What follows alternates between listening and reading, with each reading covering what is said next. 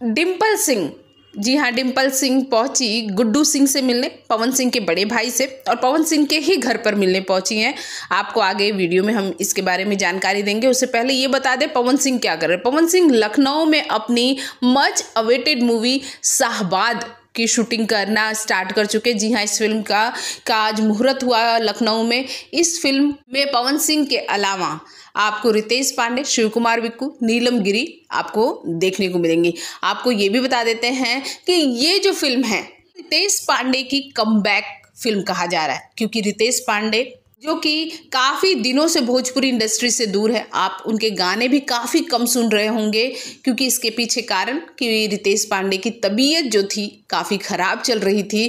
अब वो fit and fine हो चुके हैं, तो अब के सेकंड कमबैक में पवन सिंह उनकी मदद कर रहे हैं। पवन सिंह के साथ ये उनकी बड़ी फिल्म है। अब फिर से आते हैं हम डिम्पल सिंह और गुड्डू सिंह पर। जी हाँ, गुड्डू सिंह की डिम्पल सिंह से बहुत जमती है और कहा जा रहा था कि गुड्डू सिंह से मिलने ही डिम्पल सिंह उनके घर पर यानी कि पवन सिंह के पैतृक गांव पहुंची हुई हैं। गुड्डू सिंह के ही इंस्टाग्राम चैनल से एक रील पोस्ट हुई जहां पर आए हो राजा पवन सिंह के गाने पर ये दोनों परफॉर्म कर रहे हैं। परफॉर्म गुड्डू सिंह क्या कर रहे हैं, परफॉर्म तो डिम्पल सिंह ही कर रही हैं।